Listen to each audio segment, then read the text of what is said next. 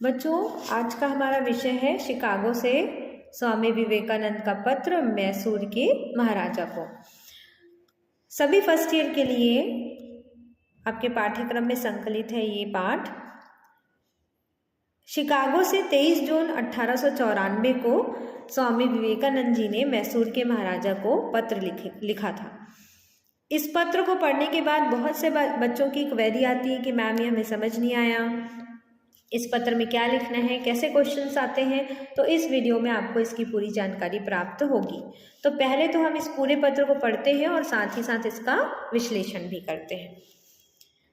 Chicago से स्वामी विवेकानंद का पत्र मैसूर के महाराजा को कब लिखा गया था? 23 जून 1894 को। महाराज, श्री नारायण आपका और आपके कुटुंब का मंगल करें।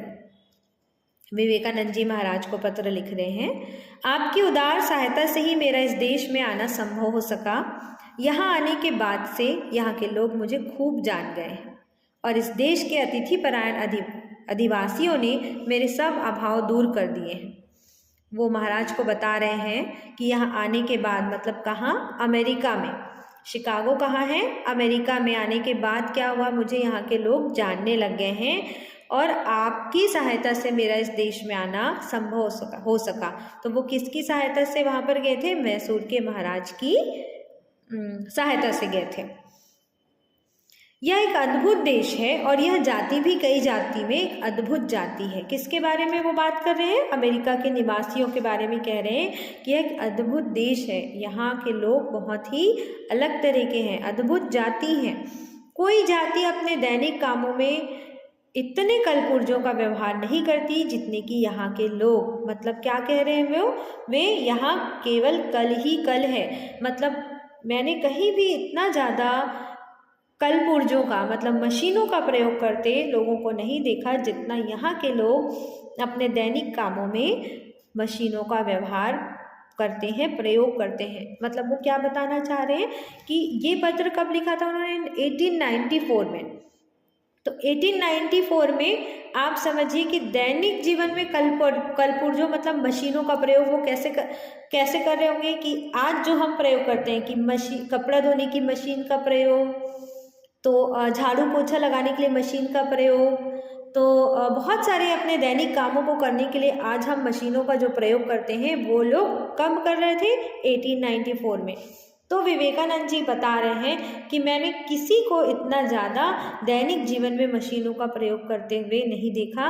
मतलब आप समझिए कि वो उस समय टेक्नोलॉजी में कितने आगे थे। यहाँ केवल कल ही कल हैं, कल ही कल है, मतलब मशीनें ही मशीनें हैं, टेक्नोलॉजी ही टेक्नोलॉजी है। फिर देखिए, ये लोग संसार की सारी लोक संख्या के सामने 5% मात्र हैं और वो बता रहे हैं कि यहाँ इनकी जनसंख्या बहुत ज़्यादा कम है, पर तो भी संसार के कुल धन के पूरे षष्ठांश के ये मालिक हैं।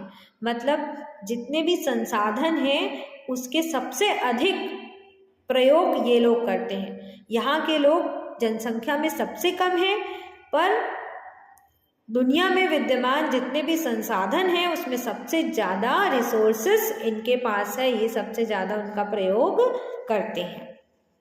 इनके धन तथा विलास की सामग्रियों का कोई ठिकाना नहीं है, पर फिर भी यहाँ सभी चीज़ें बहुत महंगी हैं। मजदूरों का मेहनताना यहाँ दुनिया में सब जगह से ज़्यादा है, पर मजदूरों और पूंजीपतियों के बीच झगड़ा सदा ही चलता रहता है। हालांकि वहाँ मजदूरों को बहुत ज़्यादा सैलरी मिलती है, उन सब की जीवन स्तर बहुत अच्छा है, वहाँ धन की किसी तरह कमी नहीं, लेकिन फिर भी वहाँ भी महंगाई है। जैसे हम कहते हैं कि हमारे यहाँ महंगाई है, हमारे यहाँ मजदूर और पूंजीपतियों के बीच लड़ाई झगड़े होते रहते हैं, तो वही वो बता रहे हैं कि यहाँ बहुत सामग्री है, बहुत संसाधन है, जनसंख्या भी कम है, पर मजदूरों और पूंजीपतियों में लड़ाई यहाँ भी होती है और यहाँ भी वस्तुएं बहुत महंगी हैं। अमेरिका की महिलाओं को जितना अधिकार प्राप्त है उतने दुनिया भर में और किसी की महिलाओं को नहीं है। क्या बता रहे हैं वो? कि यहाँ पर महिलाओं को बहुत ज़्यादा अधिकार प्राप्त है। अब 1894 की बात करें तो उस समय हमारी स्थिति बहुत अलग थी।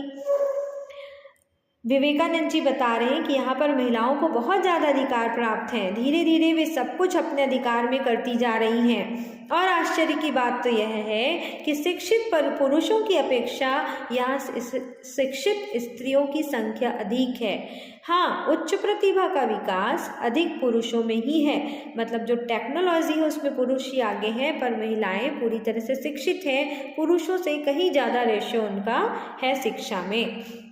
पाश्चात्यवासी हमारे जाति भेद की चाहे जितनी कड़ी समालोचना करें, पर उनके बीच एक ऐसा जाति भेद है जो हमारे यहाँ से भी बुरा है, और वह है अर्थगत जाति भेद।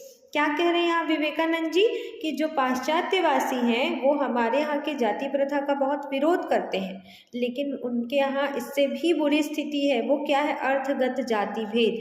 वहाँ अमीरी और गरीबी में लोग इस तरह से बटे हैं, वहाँ आर्थिक जाति भेद बहुत ज़्यादा है। वहाँ लोग धन के हिसाब से लोगों की वैल्यू करते हैं। अमेरिका निवासी कहते हैं कि सर्वशक्तिमान डॉलर यहाँ सब कुछ कर सकता है। संसार के अन्य किसी देश में इतने कानून नहीं हैं जितने कि यहाँ, पर यहाँ उनकी जितनी कम परवाह की जाती उतना अन्य किसी देश में नहीं है। वो ये भी बता रहे हैं कि यहाँ वो लोग मानते हैं कि उनका जो पैसा है, जो डॉलर है, वो सब कुछ कर सकता है। मतलब वो लोग सोचते हैं कि पैसे के दम पर हम सब कुछ कर सकते हैं, और संसार के किसी देश में इतने कानून नहीं है जितने वहाँ है, लेकिन फिर भी वहाँ के लोग कानून को तोड़ते हैं। सब ओर से देखने पर हमारे गरीब हिंदू लोग किसी भी पाश्चात्य देशवासी से लाखों गुने अधिक नीतिपरायण हैं। अब यहाँ पर विवेकानंद जी बता रहे हैं कि इनके पास सब कुछ है, पैसा है, सुविधा है, मशीनें हैं, इनका जीवन चर्या बहुत अच्छा है, ये लोग बहुत अद्भुत लोग हैं, लेकिन फिर भी हमारे जो गरीब हिंदू हैं वो इन पाश्चात्य निवासियों से लाख गुना अधिक नीतिपरायण है, मतलब नैतिकता से भरे हुए हैं। धर्म के विषय में यहाँ के लोग या तो कपटी होते हैं या हठी। वो बता रहे कि वहाँ पर लोग धर्म के नाम पर या तो कपटी होते हैं या हठी होते हैं। विचारशील लोग अपने कुसंस्कारपूर्ण धर्मों से ऊब गए हैं और नए प्रकाश के लिए भारत की ओर ताक रहे हैं। महाराज, आप बिना देखे यह समझ नहीं सकेंगे कि ये लोग पवित्र वेदों के उदात्त भावों का एक छोटा सा कण भी किस चाव से ग्रहण करते हैं, क्योंकि आधुनिक विज्ञान धर्म पर जो पुनः पुनः तीव्र आक्रमण कर रहा है उससे लोहा लेने में केवल वेद ही समर्थ हैं। अब यहाँ पर विवेकानंद जी बता रहे हैं कि वहाँ के लोग अपने धार्मिक कर्म कांडों से या अपने विचारों से, उनकी विचारधारा जो चली आ रही है उससे इतने ऊब गए हैं कि वे हमारे वेदों की तरफ देख रहे हैं, और वेदों से या गीता का पाठ करके और वेदों का पाठ करके उनको जो कुछ भी ज्ञान प्राप्त होता है उसको वो बहुत ही अच्छी तरीके से ग्रहण करते हैं, सीखने का प्रयास कर रहे हैं। क्योंकि आधुनिक विज्ञान पर जो पुनः पुनः तीव्र आक्रमण कर रहा है, आधुनिक विज्ञान जो है वो धर्म पर जो आक्रमण करता है, हम कहते हैं ना कि साइंस बड़ा है, लेकिन नहीं, हमारे तो वेदों में साइंस पहले से ही है। हमारा धर्म, हमारा वेद पहले है, साइंस बाद में आया। तो हमेशा लोग तर्क देते हैं कि धर्म में आप अंधविश्वास की बात करते हैं, विज्ञान के हिसाब से इस तरह से होगा। तो वो बता रहे हैं कि विज्ञान जो धर्म पर आक्रमण करता है उससे लोहा लेने में केवल वेद ही समर्थ है। एक वेद ही है जो विज्ञान का मुंह बंद कर सकता है कि धर्म पहले विज्ञान ही था। हम छोटी छोटी चीज़ें जैसे देखते हैं कि ज़मीन में कुछ बिछाकर बैठना चाहिए, पूजा करते समय अपना एक आसन होना चाहिए, तो ये हम सब, ये साइंटिफिक रीज़न है। और जितना भी आप देखते हैं हमारे बड़े बुजुर्ग हमें जो सिखाते हैं, जो बताते हैं, वो सब कुछ साइंटिफिक। हमारा धर्म पूरी तरह से विज्ञान से, साइंस से जुड़ा हुआ है ना। तो उसको मानने के लिए हमको अपने वेदों की ओर देखना चाहिए। शून्य से सृष्टि का होना, आत्मा का एक श्रेष्ठ पदार्थ होना, स्वर्ग नामक स्थान में सिंहासन पर बैठे हुए एक महाकुर अत्याचारी ईश्वर का होना, अनंत नरक का होना, ये सब जो इन लोगों के मत हैं, उनसे सभी शिक्षित लोगों का जी उब गया है और वे उदात्त भावों के वे शीघ्र ही किसी न किसी रूप में उसको वो सृष्टि और आत्मा के अनादित्य तथा परमात्मा की हमारी अपनी आत्मा से अवस्थिति संबंधी वेद का जो ज्ञान है उसको वो लोग समझना चाह रहे हैं। ठीक, 50 वर्ष के भीतर ही संसार के सभी शिक्षित लोग आत्मा और सृष्टि दोनों के अनादित्व पर विश्वास करने लगेंगे कि ये लोग जिस तरह से हम धर्म में बात करते हैं, आत्मा की बात करते हैं, एक पवित्र आत्मा, एक एनर्जी की जो हम बात करते हैं, उसको ये लोग 50 वर्ष के अंदर ही मानने लगेंगे। अभी से ये उनके विद्वान पादरियों ने बाइबल की वैसी ही व्याख्या करना प्रारंभ कर दिया है जैसी शिक्षा हम दे रहे हैं, वैसा वो बाइबल में लिखना शुरू कर दिए हैं। मेरा सिद्धांत यह है कि इन्हें और भी धार्मिक शिक्षा की आवश्यकता है एवं हमें और भी ऐहिक तथा भौतिक शिक्षा की आवश्यकता है। हम धार्मिक शिक्षा तो हमने प्राप्त कर ही रखी है, हमारे यहाँ शुरू से शिक्षा धर्म के आधार पर ही दी जाती थी। बाद में अंग्रेजों के आने से हमारी शिक्षा पद्धति थोड़ी सी बदल गई, हमारे गुरुकुल बंद कर दिया, लेकिन आज हम वर्तमान में देखते हैं कि हम पुनः अपनी पुरानी शिक्षा पद्धति की ओर वापस लौट रहे हैं, वापस गुरुकुल आ रहे हैं और वापस हम उसी तरह से धीरे धीरे शिक्षा की ओर अग्रसर होंगे। अब वो कह रहे हैं कि भारतवर्ष के सभी अनर्थों की जड़ है जनसाधारण की गरीबी। विवेकानंद जी महाराज से लिखते हैं कि जनसाधारण में जो गरीबी फैली हुई है वो भारत देश के लिए सबसे बड़ी समस्या का कारण है। पाश्चात्य देशों के गरीब तो नीरे पशु हैं, वहाँ के जो गरीब है वो नीरे पशु हैं, पशु की तरह हैं। उनकी तुलना में हमारे यहाँ के गरीब तो देवता है, मतलब उनमें जो नैतिकता है, जो किसी को लूट मार, गरीबी के नाम पे हम किसी को मार दिया, किसी का छीन लिया, तो हमारे यहाँ के लोग इस तरह की हरकत नहीं करते। और वो क्या करें, वहाँ के गरीब नीरा पशु है, मतलब उनकी प्रवृत्ति पूरी पशु की तरह है। और हमारे यहाँ के गरीब तो देवता हैं, इसलिए हमारे यहाँ के गरीबों की उन्नति करना अपेक्षाकृत सहज है। अपने निम्न श्रेणी वालों के प्रति हमारा एकमात्र कर्तव्य है उनको शिक्षा देना। अब यहाँ पर विवेकानंद जी कह रहे हैं कि महाराज, हमारे यहाँ जो गरीब हैं उनकी स्थिति सुधारने के लिए, अपने देश के नागरिकों की स्थिति को सुधारने के लिए हमारा केवल एक ही कर्तव्य है, उनको क्या करना, उनको शिक्षा देना, उनको शिक्षित करना। अब उन्होंने ये सजेशन दिया कि जो लोग गरीब हैं, अगर आप चाहें तो उनके लिए स्कूल खोल देंगे। आप स्कूल तो खोल देंगे, लेकिन वो लोग क्या स्कूल तक पढ़ने आएंगे? नहीं आएंगे।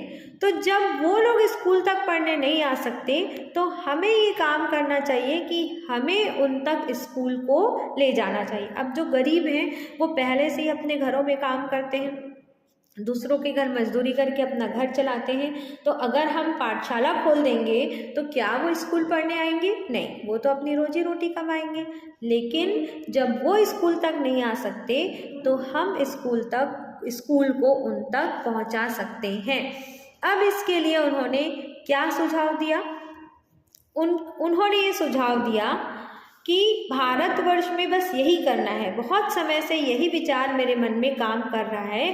भारत में इसे मैं कार्य रूप में परिणत ना कर सका और यही कारण था कि मैं इस देश में आया। गरीबों को शिक्षा देने में मुख्य बाधा यह है, मान लीजिए महाराज, आपने हर गांव में एक निःशुल्क पाठशाला खोल दी तो भी इससे कुछ काम ना होगा, क्योंकि भारत में गरीबी ऐसी है कि लड़के पाठशाला में आने के बजाय खेतों में अपने माता पिता को मदद करना चाहेंगे। ठीक है, अब इन्होंने क्या सुझाव दिया कि हमारे देश में हजारों एकनिष्ठ और त्यागी साधु हैं जो गांव-गांव धर्म की शिक्षा देते हैं। तो ये जो साधु हैं जो गांव-गांव धर्म की शिक्षा देते हैं, हम इन्हीं साधुओं को एक मैजिक लैंटर्न दे दें, एक गोलक दे दें, मतलब एक मानचित्र दे दें, ग्लोब दे दें जिसमें देश का मानचित्र है, और कुछ नक्शे दे दें, और लोगों को ये धर्म की शिक्षा के साथ साथ इस तरह के हमारे भौगोलिक शिक्षा भी दें, ज्योतिष की शिक्षा दें, भूगोल की शिक्षा दें, जिससे कि लोगों में शिक्षा के प्रति प्रचार प्रसार हो और वो शिक्षा प्राप्त करने के लिए आगे बढ़ेंगे। जितनी जानकारी वे गरीब जीवन भर पुस्तकें पढ़ने से ना पा सके, उससे कहीं 100 गुनी अधिक वे इस तरह बातचीत द्वारा पा सकेंगे। आप देखते थे पहले हमारे गांव में, ग्रामीण क्षेत्रों में क्या होते थे, साधु संत आते थे और हमें बहुत सारी धर्म की शिक्षा देते थे। शाम के समय चौपाल जैसी जगह में सब बैठते थे, कोई साधु आता था तो हम उसका सम्मान करते थे और वो जो भी धार्मिक शिक्षा हमें देते थे हम उसको ग्रहण करते थे। तो वही विवेकानंद जी कह रहे हैं कि जब बच्चे पढ़ने के लिए पाठशाला तक नहीं आ सकता तो उसके लिए हम ये काम कर सकते हैं कि हम इन साधु संतों को एक मानचित्र दे सकते हैं, वो ताकि लोगों को भौगोलिक शिक्षा दे सके, वो लोगों को ज्योतिष की शिक्षा सिखा सके। तो इस तरह शिक्षा को हम उन तक पहुंचा सकते हैं। और वो कह रहे हैं कि इस तरह से वे निर्धन किसी पहिए को पहले पहल गतिशील करना बड़ा कठिन काम है। मतलब किसी पहिए को पहले चलाना कठिन काम है। भारत में मनुष्य तो बहुत है पर हाय वे निर्धन है। मतलब वो बहुत दुखी होकर कह रहे हैं कि हमारे यहाँ मनुष्य तो बहुत है, जनसंख्या तो बहुत है, पर सब क्या है, निर्धन है। किसी पहिए को पहले पहल गतिशील करना मुश्किल होता है, पर जब वो एक गति में चलने लगता है तो वो बहुत तेज़ी से चलने लगता है। मतलब एक बार शिक्षा को उन तक पहुंचाना आवश्यक है, फिर वो धीरे धीरे खुद ही शिक्षा प्राप्त करने के लिए आगे बढ़ने लगेंगे। और उन्होंने आगे बताया कि महाराज अमेरिका वासियों को इस बात की तनिक भी परवाह नहीं कि भारत के गरीब जिए या मरे, और भला वे परवाह भी क्यों करें जबकि हमारे अपने देशवासी सिवाय अपने स्वार्थ की बातों के और कुछ विषय की चिंता नहीं करते। तो विवेकानंद जी आगे क्या कह रहे हैं कि हमारे देश के जो गरीब हैं उनको, उनकी स्थिति को ठीक करने के लिए अमेरिका वासी नहीं सोचते। क्यों सोचेंगे, वो लोग नहीं सोचते। जब हमारे देश में रहने वाले पूंजीपति लोग या शिक्षित लोग उनके उद्धार के लिए नहीं सोचते तो दूसरे देश के लोग क्यों सोचेंगे। अब वो आगे कहते हैं वो बस चिंता कर रहे हैं, मुझे सिर्फ इसी बात की चिंता है और किसी विषय की चिंता नहीं है। हे महामना राजन, यह जीवन क्षण स्थायी है। अब वो राजा को बोल रहे हैं, महाराज को बोल रहे हैं कि हे महाराज, जीवन जो है क्षण स्थायी है, कब है और कब समाप्त हो जाएगा ये पता नहीं है। संसार की सारी वस्तुएं भी क्षणभंगुर है, वे भी यथार्थ में जीवित हैं तो दूसरों के लिए जीवन धारण करते हैं। बाकी लोगों का जीना तो मरने के बराबर है। जिनके पास सुविधा है वो भोग कर रहे हैं, पर जिनके पास नहीं है वो कैसी जिंदगी जी रहे हैं, मृत्यु के बराबर ही जिंदगी जी रहे हैं, अभावों में, गरीबी में, निर्धनता में, अशिक्षा में, अज्ञानता में। तो वो राजा को बोल रहे हैं कि महामना देशी राजा, भारत को फिर से अपने पैरों पर खड़ा कर देने के लिए बहुत कुछ आप कर सकते हैं। इस तरह भावी वंशजों के लिए एक ऐसा नाम छोड़ा जा सके जो चिरकाल तक पूजित होता रहे। तो आपसे मेरा निवेदन है कि आप वहाँ के निर्धन, अशिक्षित, अज्ञानी लोगों को शिक्षित करने के लिए आप बहुत कुछ कर सकते हैं और चिरस्थायी तक आप अगर ये काम कर लेंगे तो युगों युगों तक आप जाने लगेंगे कि आपने इस तरह से भारत में शिक्षा का प्रचार प्रसार किया। और आखिरी में वो कह रहे हैं कि ईश्वर आपके महान हृदय में भारत के उन लाखों नर नारियों के लिए सहानुभूति पैदा कर दे जो अज्ञानता में गड़े हुए दुख झेल रहे हैं। यही विवेकानंद की प्रार्थना है। अब आप देखिए यहाँ पर एक महापुरुष, एक संत, एक महापुरुष जो होता है वो कैसी प्रार्थना कर रहे हैं। हम क्या कहेंगे, आप बहुत आपके पास बहुत धन धान्य हो, आपकी आयु बहुत लंबी हो, आपका यश हो, प्रतिष्ठा हो, लेकिन यहाँ पर विवेकानंद जी क्या कह रहे हैं कि ईश्वर आपके महान हृदय में उन लाखों नर नारियों के प्रति सहानुभूति पैदा कर दे, आपके हृदय में उनके लिए सहानुभूति पैदा कर दे, प्रेम पैदा कर दे, दया पैदा कर दे, ताकि आप उनको अज्ञानता से ज्ञान की ओर निकाल सकें। तो जो महाराज थे उनसे वो इस तरह विवेकानंद जी प्रार्थना करते हैं। तो ये पूरी तरह से आपका शिकागो से स्वामी विवेकानंद का पत्र था मैसूर के महाराज को। तो विवेकानंद जी ने इस तरह से पाश्चात्य संस्कृति के बारे में बताया कि वहाँ कैसी स्थिति है और हमारे देश से तुलना की, और यहाँ क्या क्या समस्याएं हैं, और हम अपने भारत देश को आगे बढ़ाने के लिए किस तरह से प्रयास कर सकते हैं। तो ये इस पत्र की विशेषता है और इस पत्र से हमें ये ज्ञान प्राप्त होता है। तो इसमें किस तरह के क्वेश्चन पूछे जाएंगे आपको कि विवेकानंद जी शिक्षा के प्रचार प्रसार के लिए क्या सुझाव दिए हैं, उन्होंने किस तरह से पाश्चात्य देश से हमारे वेद की तुलना की है। उन्होंने कहा कि अमेरिका एक अद्भुत देश है, इसको स्पष्ट कीजिए। तो जब आप इस पूरे पत्र का विश्लेषण करेंगे, पढ़ेंगे, तो आपको इन सारे प्रश्नों के आंसर अपने आप मिल जाएंगे।